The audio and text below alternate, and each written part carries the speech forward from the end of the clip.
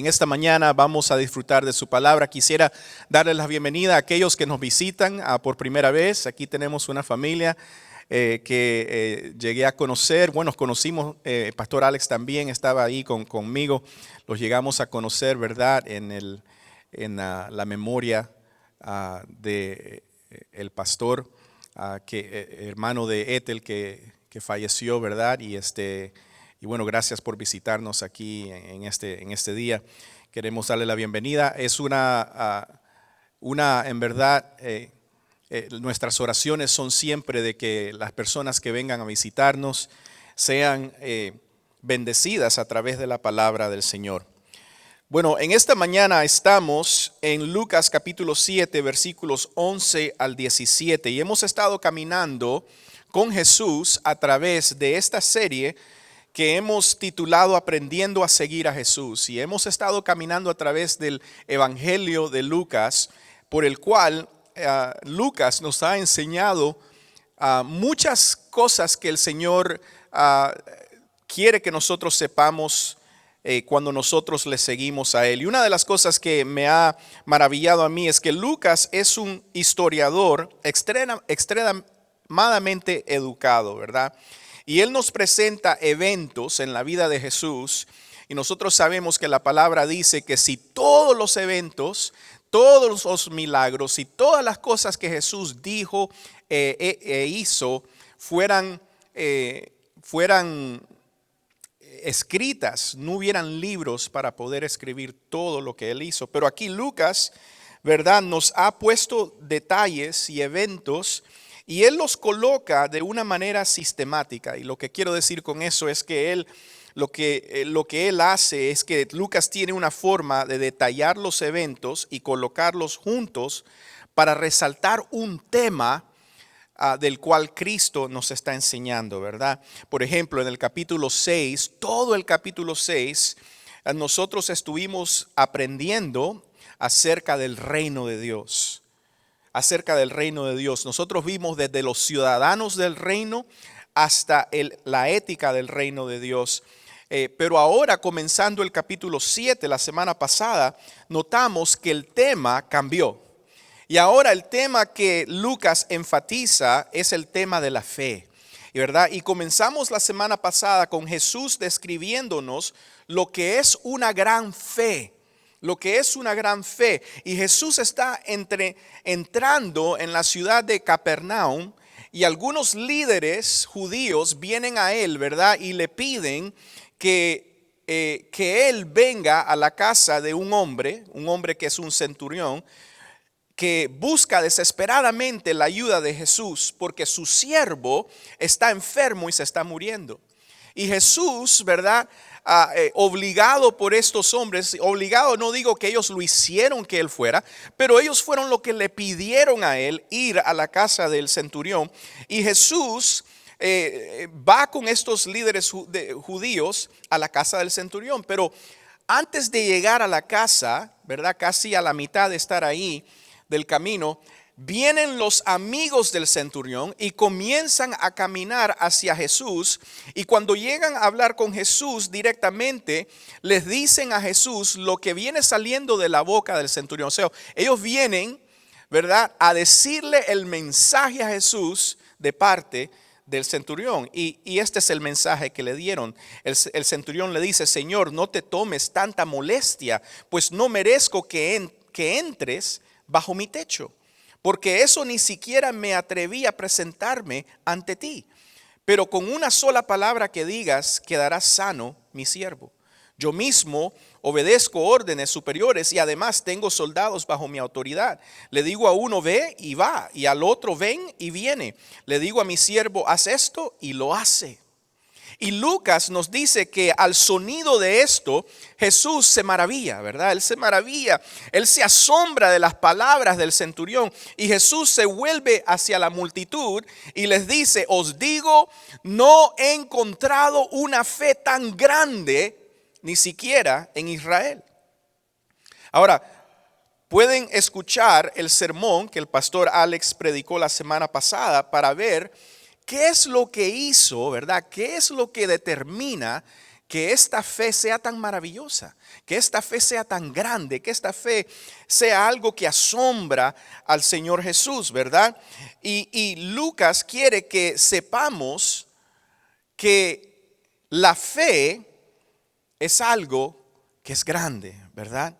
Y lo podemos ver eso en el sermón pasado, pero cuando nosotros seguimos en el resto del capítulo 7, vamos a seguir viendo que ese tema de la fe sigue volviendo a salir, ¿verdad? Y lo vamos a ver las próximas 3 semanas.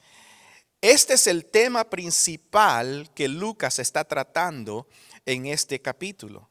Él está señalándonos a la fe. La semana pasada respondió algo para nosotros acerca de la fe. Y esta era la pregunta que hicimos. ¿Qué hace que la fe sea asombrosamente grande? ¿Verdad? ¿Qué hace que la fe sea asombrosamente grande? Y vimos que una fe grande es una fe que se dirige a la persona de Jesús. Reconoce quién es Jesús y recibe lo que Jesús tiene o lo que Jesús nos puede dar. Eso es una fe grande, ¿verdad? Y si lo podemos sumarizar bien fácil, fe es lo mismo a descansar activamente en Jesús. Fe es descansar activamente en Jesús. En resumen, Lucas, a través de las palabras de Jesús, enseñó la semana pasada que la gran fe es la fe que se basa en la persona y la obra de Jesús. Él es el objeto de la fe, ¿verdad? En otras palabras, no podemos decir que tenemos fe si Jesús no es el objeto de esa fe. Porque la fe no es simplemente ser optimista. La fe no es creer en uno mismo. Eso no es la fe. La fe es apartar la mirada de uno mismo y poner nuestra mirada en Jesús. Ahora, esto nos trae a una pregunta. Y la pregunta es esta. Si una gran fe se basa, ¿verdad?, en el objeto de Jesús, ¿cómo puede una persona obtener tal fe? Si una gran fe, ¿verdad?, se basa en el objeto de Jesús, ¿cómo puede una persona obtener tal fe? Y yo creo que nuestro texto en esta mañana nos responderá esa pregunta. Así que vamos a leer versículo 11 al 17 y dice así. Poco después, Jesús, en compañía de sus discípulos y de una gran multitud, se dirigió a un pueblo llamado Naín.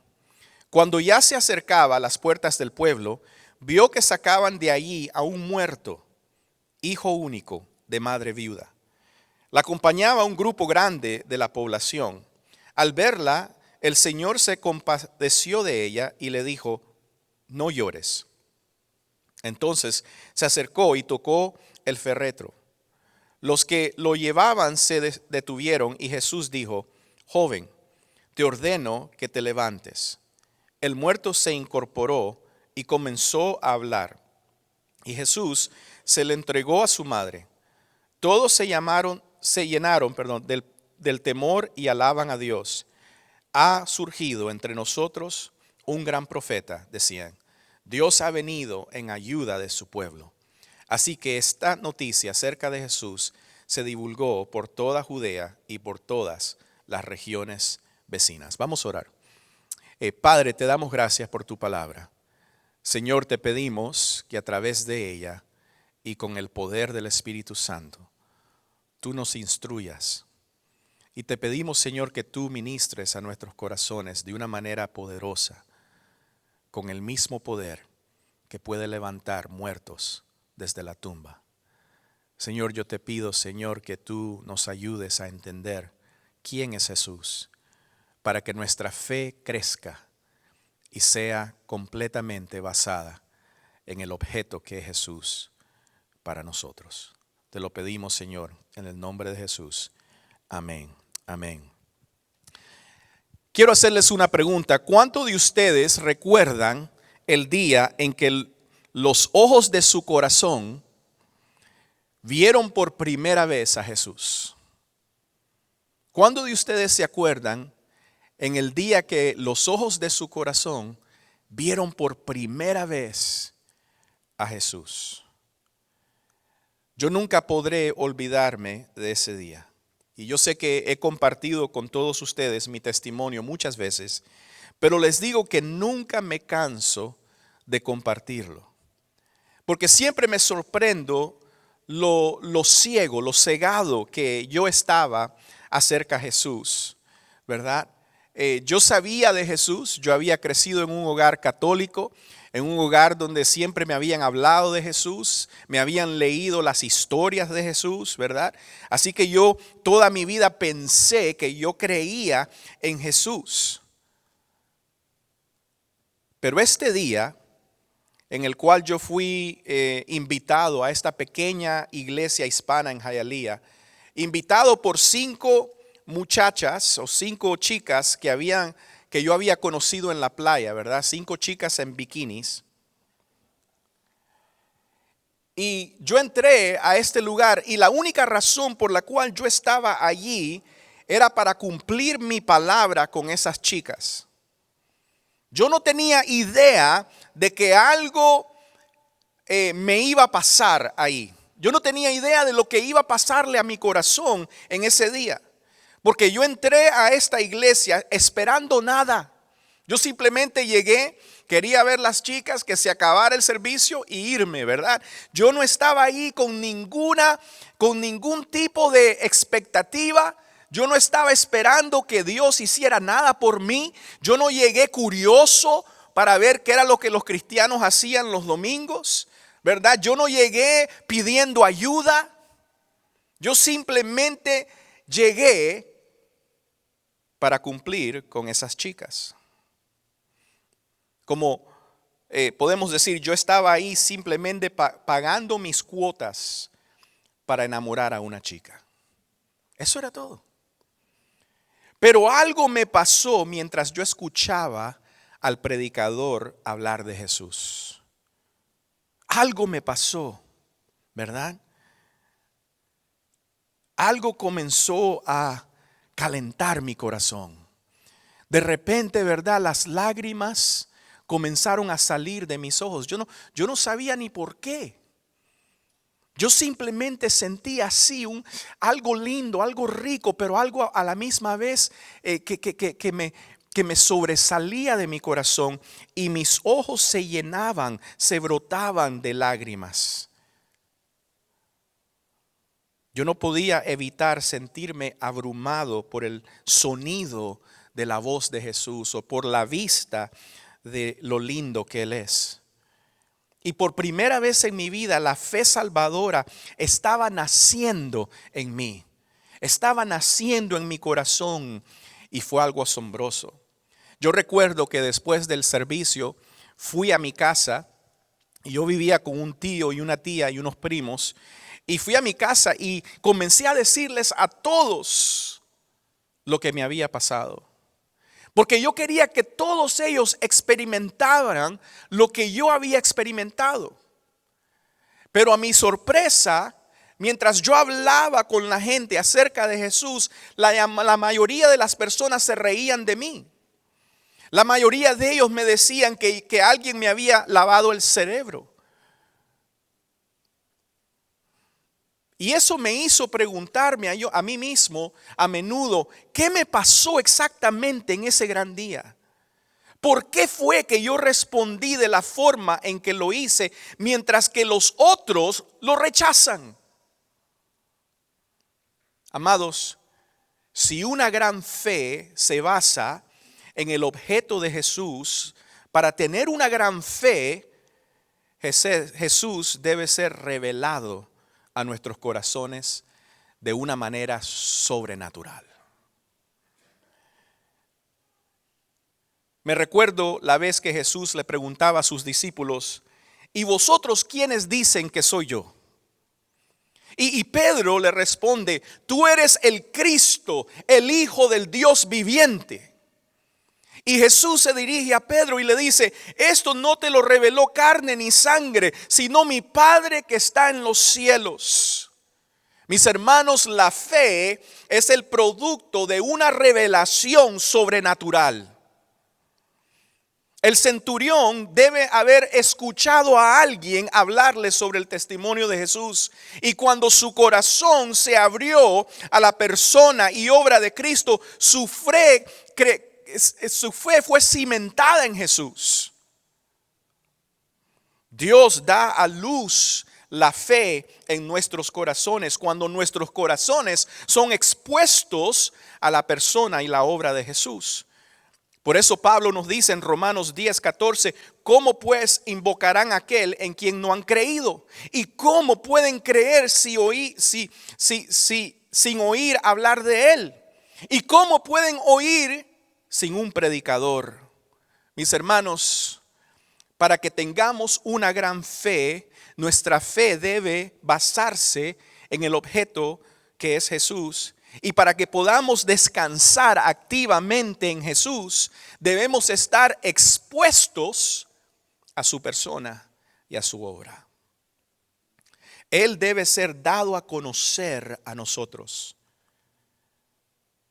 Queridos, esta mañana seremos testigos de Jesús, dándonos a conocer, y mientras lo hacemos, podremos ver la naturaleza de la fe. Si la fe se basa en Jesús, entonces la naturaleza misma de la fe está ligada a la naturaleza de la persona y de la obra de Jesús. Así que esta es la pregunta directiva para nosotros hoy. ¿Qué revela mirar o poner nuestros ojos en Jesús? ¿Qué revela mirar a Jesús sobre la naturaleza de la fe salvadora? ¿Qué revela mirar a Jesús sobre la naturaleza de la fe salvadora? Número 1, nos revela esto. Cuando nosotros vemos a Jesús en este evento, lo primero que vemos es esto: la fe es iniciada por la soberanía de Dios. La fe es iniciada por la soberanía de Dios. Dice el versículo 11, poco después Jesús, en compañía de sus discípulos y de una gran multitud, se dirigió a un pueblo llamado Naín. Así que cuando comenzamos a mirar este texto, vemos que Lucas hace una conexión contextual entre la historia de la semana pasada y la de esta semana, ¿verdad? Y él comienza usando las palabras después. Poco después. ¿Después de qué? ¿Verdad? Después de que Jesús salvó al criado del centurión o al siervo del centurión. Entonces, después de que Jesús reconoce la grandeza de la fe del centurión y sana a su siervo, él camina 25 millas hacia la ciudad de Naín. Este era y sigue siendo un pequeño pueblo. La ciudad de Naín o el pueblo de Naín, la palabra Naín significa belleza. Pero belleza es lo último que Jesús viene a encontrar a ese lugar. Ahora, al final de nuestro texto de esta mañana nos dice que muchos glorificaron a Dios cuando pusieron sus ojos en lo que Jesús hizo, en su obra. Muchos glorificaron a Dios, pero lo hicieron por lo que Jesús había venido a revelar acerca de sí mismo. Entonces, vemos que Jesús toma la iniciativa de revelarse en el pueblo de Naín, ¿verdad? Jesús no se le había perdido nada ahí. Nadie lo había llamado a Naín. Nadie había mandado siervos a decirle, Jesús, ven a Naín, que hay un muerto que tenemos que resucitar, ¿verdad? Nadie. Él entra a Naín por su propia soberanía. Él entra a Naín por su propia iniciación. Y él entra a Naín y está a punto de darse a conocer por su voluntad soberana. Nadie le pidió que viniera a Naín. Nadie envía mediadores pidiendo su ayuda. Nadie le informó de ninguna necesidad o potencial para el ministerio allí. En cambio, el Dios soberano entra en Naín, ¿verdad? Él entra en Naín. Ahora vamos a ver, Dios entra, ¿verdad? ¿Y qué es lo que él encuentra? Bueno, Dios entra, mis hermanos, a nuestras vidas cuando estábamos desesperados. Estábamos desesperados. Versículo 12 nos dice, cuando ya se acercaba a las puertas del pueblo, vio que sacaban de allí a un muerto, hijo único de madre viuda. Así que vemos que Jesús, ¿verdad? Viene con una multitud de personas, ha caminado 25 millas al pueblo de Naín, ¿verdad? Y está entrando con una multitud que va celebrando las obras que ellos han visto que Jesús ha hecho. ¿Y qué se encuentran? Se encuentran que hay otra multitud que viene saliendo del pueblo de Naín. Y es una multitud que viene cargando a un muerto. Y el muerto es un joven. Y el joven es el hijo de una viuda, ¿verdad? Y aquí vemos una mujer que ya ha sentido la mano helada de la muerte. La muerte que le quitó la vida de su marido. Y lo único que le queda de su matrimonio son algunos recuerdos y el único hijo que ella y su esposo trajeron al mundo. Y ahora su precioso hijo también ha sido arrebatado por la muerte. Pero mis hermanos, aquí hay mucho más desesperación que simplemente la muerte de un hijo. Ahora, yo quiero decir que de seguro tengo 4 hijos y pienso que la muerte de un hijo debe ser lo más duro que una persona puede pasar, ¿verdad? Pero aquí estamos viendo a una mujer que está en un momento de desesperación. No solo ha perdido su hijo, pero esta es una mujer que no tiene a nadie. Su esposo se ha muerto. Es una mujer que ahora queda sin hijos, ¿verdad? Y en esos días dependía de los hijos de cuidar a sus padres cuando sus padres envejecían, ¿verdad? Especialmente los hijos varones. Así que esto le asegura a esta mujer que en sus años de vejez ella va a estar desolada. No va a tener nadie que le ayude, va a estar indefensa, va a estar desesperada. Es una condición completamente sin ninguna esperanza. Ella no tiene nada que esperar excepto la pobreza, la desesperación, la soledad. Ella está a merced de la bondad de otras personas. No tiene dónde ir, no tiene a dónde acudir. Ella se encuentra atrapada en una condición indefensa y sin esperanza. Y Jesús entra en la vida de esta mujer desesperada cuando entra en el pueblo. Jesús ve la desesperación de la multitud de dolientes. Y en medio de esa multitud está este individuo, esta mujer sin esperanza. Y el Señor soberano viene soberanamente a ella. Amados, esta fue también mi historia. Y es la historia de todos aquellos que han llegado a conocer a Jesús. Todos estábamos sin esperanza, desesperados, sin nadie que pudiera ayudarnos a salir de la esclavitud, del pecado y de la muerte.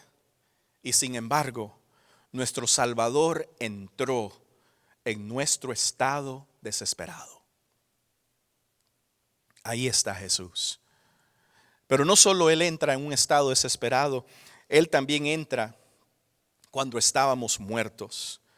El versículo 12 dice, cuando ya se acercaba a las puertas del pueblo, vio que sacaban de allí a un muerto. Mis hermanos, Jesús no solo entra en la vida de esta viuda, ¿verdad? De esta mujer que acaba de perder a su hijo, a su único hijo, pero Jesús entra también en la vida de este joven. De este joven que está, como nos dice la palabra aquí, muerto. ¿Verdad? La víctima es un muerto, es un joven muerto. el único hijo de su madre. Y se nos dice que está muerto. Una gran multitud de dolientes se abre paso a través de las puertas de la ciudad y hacía un pequeño cementerio donde sería enterrado, ¿verdad? Porque en esos tiempos los cementerios estaban afuera de los pueblos, afuera de las ciudades.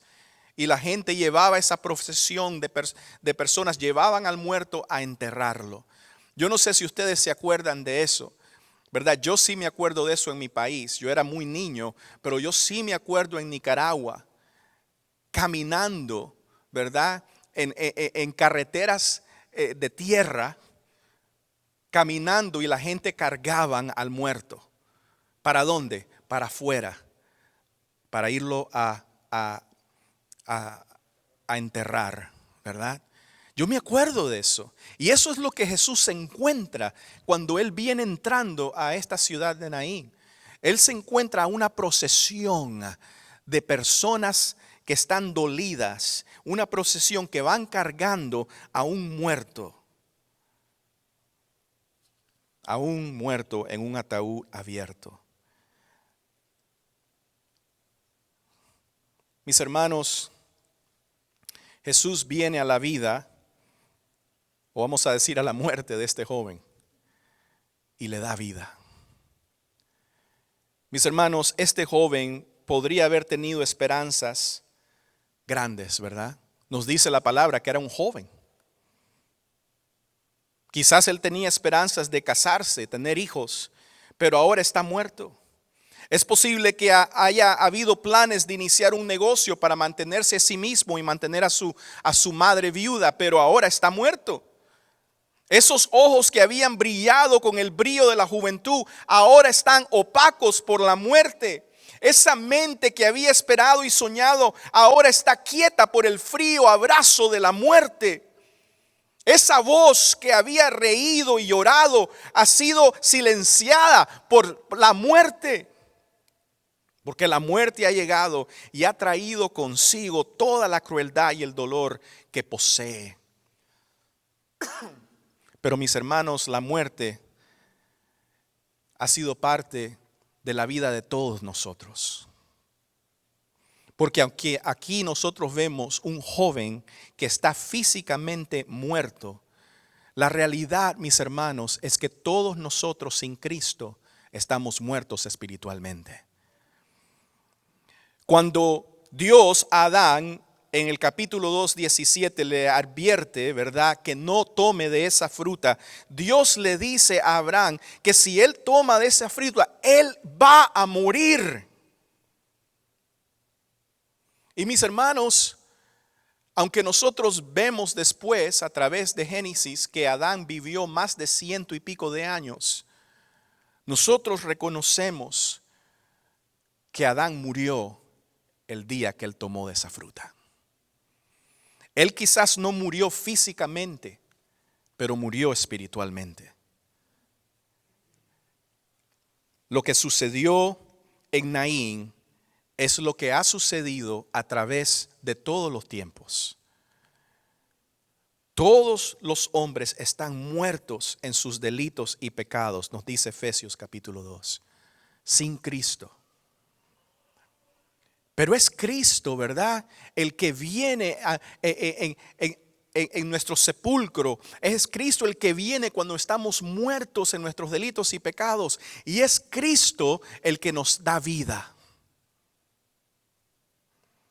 Para Adán quizás fue cuando Dios le dio la promesa a él y a su esposa, ¿verdad?, que a través de la simiente de la mujer él iba a derrotar al enemigo, ¿verdad?, de la muerte, que es Satanás. Al enemigo, ¿verdad?, que es Satanás.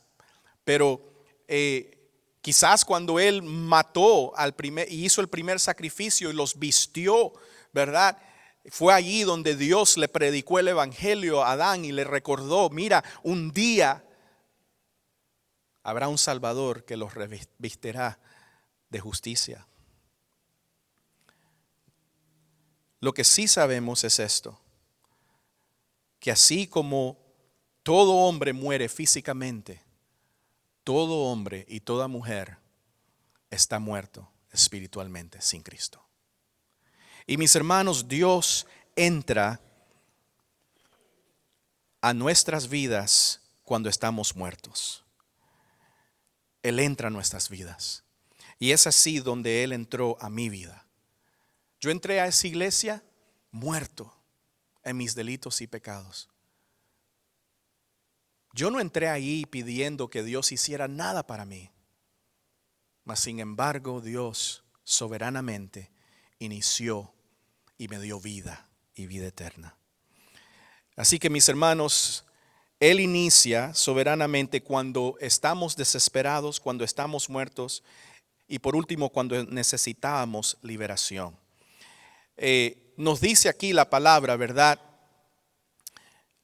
Que la historia no termina con un hijo muerto y una madre desesperada.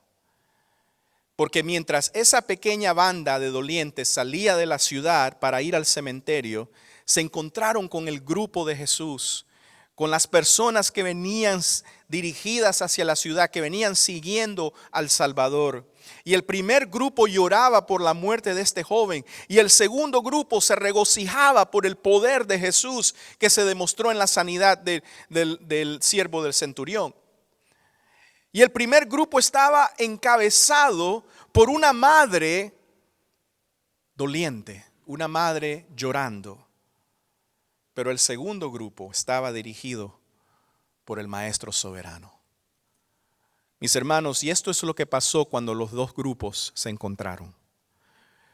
Liberación. ¿Qué pasó cuando esos dos grupos se encontraron? Vida. Paz. Mis hermanos, cuando esos dos grupos se encontraron a las puertas de la ciudad de Naín, un tiempo de muerte y un tiempo de desesperación se convirtieron en un tiempo de liberación. Esa tarde a las puertas de Naín hubo varias reuniones en ese lugar. Déjenme darles estas reuniones. Dos grupos se encontraron. Un grupo se dirigía al cementerio y otro grupo se dirigía a la ciudad. Mis hermanos, así es la vida cristiana. No hay más de dos grupos. Un grupo se dirige al infierno y ahora está bajo la condenación y el juicio de Dios.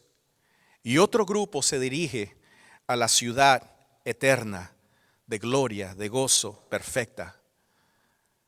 Mis hermanos, aquí encontramos dos hijos que se encontraron en ese paso. Un hijo era el hijo de esta mujer, muerto. El otro hijo es el Hijo de Dios, el príncipe de la vida. En ese paso se encontraron dos víctimas. Uno era esa viuda con el corazón roto que iba a enterrar a su único hijo. Pero el otro es el Cordero de Dios que vino a este mundo para sufrir el rechazo, la crucifixión y la muerte por los pecados del mundo. Mis hermanos, dos enemigos se encontraron en ese punto. El primer enemigo fue la muerte. Había invadido y desbatado a una pequeña familia. Pero ese enemigo se encontró con su enemigo, que es la vida. Cuando él mismo venció la muerte y la ayuntó. Amados, esto es lo que Jesús ha hecho por nosotros. Cuando estábamos muertos y desesperados, Él entró soberanamente en nuestras vidas. Él podría estar haciendo eso por ti, quizás hoy. Quizás hoy por primera vez, Él está entrando a tu corazón y enseñándote, mostrándote tu desesperación y tu muerte. Porque Él te quiere dar paz y te quiere dar vida. Mis hermanos, quiero mencionar dos cosas, pero una es bien brevemente acerca de la fe. La fe es iniciada por la soberanía de Dios, pero número dos, la fe es inspirada por la compasión de Dios. Y esto a mí no quiero tomar mucho tiempo acá, pero me encanta en el versículo 13 cómo dice que el Señor, al ver a la mujer, el Señor se compadeció de ella y le dijo: no llores. Sabes que al escuchar las palabras de Cristo aquí, parece que Él fuera un poco insensato, ¿verdad? Un poco fuerte, ¿verdad? Porque aquí hay una madre que ha perdido a su único hijo, una madre desesperada, llorando, ¿verdad? Y viene Jesús y le dice: no llores. Usted le dijera a una persona en un funeral que está llorando: no llores.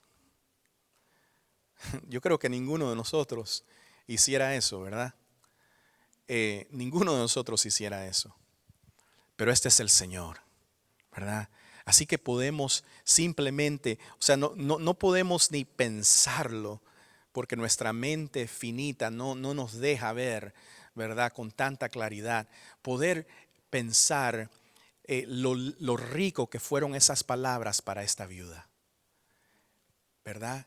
Que aquel que la sostiene, aquel que la creó, aquel que ha venido a liberarla, ¿verdad? Le diga: no llores. Ustedes se imaginan la compasión en el corazón de Jesús, se imaginan la ternura con que Jesús de seguro le habló a esta mujer.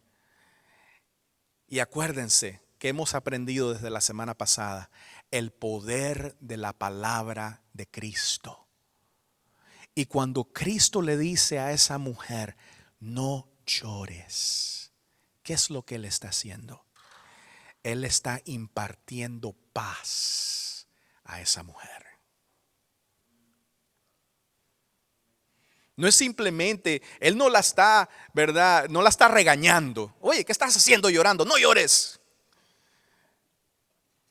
Él no la está regañando, Él no la está haciendo sentirse como que inútil, que lo que está, no, simplemente con ternura y compasión, Él está impartiendo a ella paz. No llores. Mis hermanos, la fe es inspirada por la compasión de Dios. Yo quiero decirte en esta mañana que Dios le importa tu sufrimiento. ¿Me entiendes? Quizás usted no esté pasando por la muerte de un hijo en este caso, pero quizás esté sufriendo, ¿verdad?, enfermedad, esté sufriendo algunas dificultades, circunstancias que usted no tiene control, ¿verdad? Mis hermanos, a Dios le importa tus circunstancias, tu sufrimiento. Él siente compasión por ti. ¿Me entiendes? Cuando tú sufres, el Señor sufre por nosotros. La fe es inspirada por la compasión de Dios. Y por último, la fe es emitida por el poder de la palabra de Dios. Mis hermanos, Dios habla y la fe nace. En el versículo 14 nos dice: entonces se acercó y tocó el féretro. Los que lo llevaban se detuvieron y Jesús dijo: joven, te ordeno que te levantes. Mis hermanos, la fe es emitida por el poder de la palabra de Dios. Nosotros tenemos fe porque Dios declaró que íbamos a tener fe. Por eso tenemos fe. Porque Dios un día, ¿verdad?, dijo: ese es mi hijo amado José.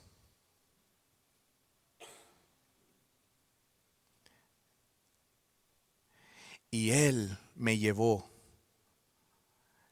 el día, la hora, el momento en el cual yo iba a escuchar las buenas noticias de Jesús.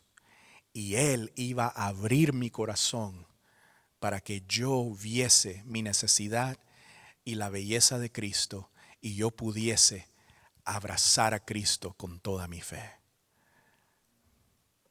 Mis hermanos, la palabra de Cristo, nace la fe en nosotros. El Señor soberano habló paz a una madre sufriente, y el Señor soberano habló vida a un joven muerto. Y es lo mismo que el Señor hizo en mi vida y lo que Él quiere hacer en tu vida. Yo entré a este lugar solo, un joven de 23 años, solo en mi vida, sin ningún futuro, ¿verdad? Con drogas, alcohol, siguiendo las faldas por todas partes. Y Jesús entró a mi vida, ¿verdad? Y me dio paz. Él entró a mi vida y me dio vida.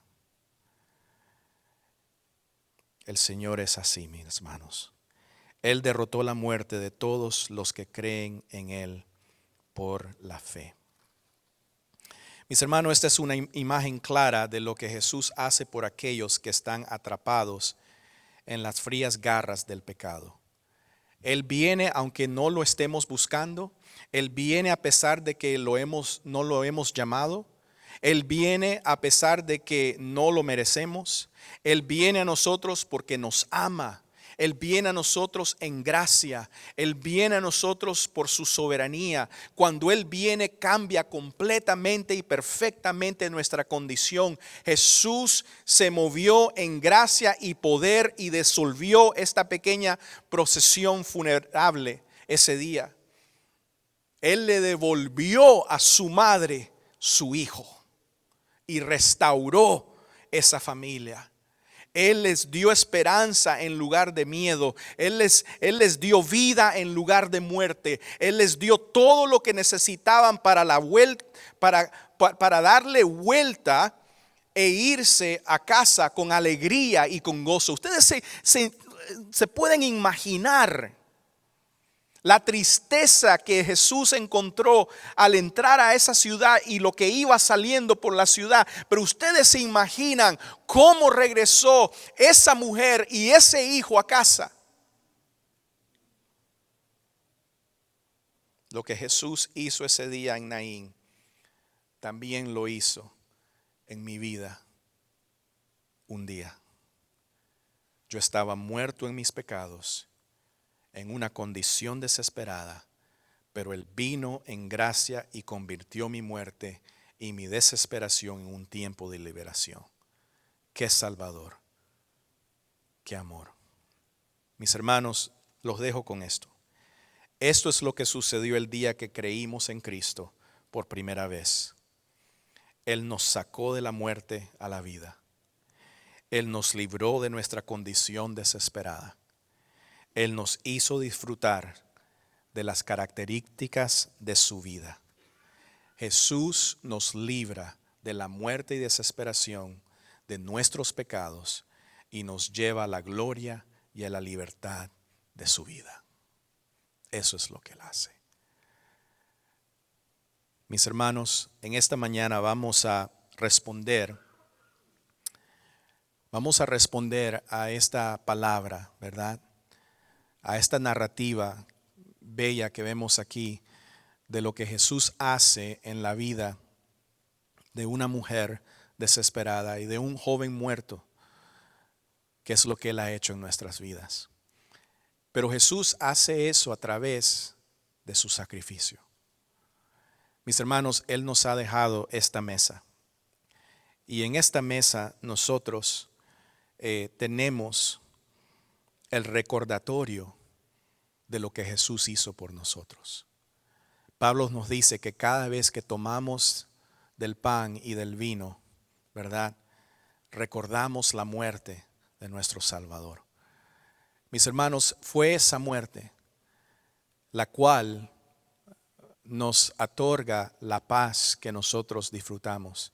Fue esta muerte lo que nos otorga la vida que nosotros disfrutamos, hermanos. Nosotros tenemos vida porque Jesús murió. Y Jesús muriendo pagó la deuda de todos nuestros pecados. ¿verdad? Y de la tumba resucitó de entre los muertos, para que nosotros tuviéramos la justificación del perdón de nuestros pecados. Así que, hermanos, en esta mañana yo voy a orar y después les voy a pedir que todos formen línea aquí en medio, en medio de la mesa, para que vengan a tomar de estos elementos, ¿verdad? Vamos a orar. Padre, te damos gracias, Señor, por tu palabra.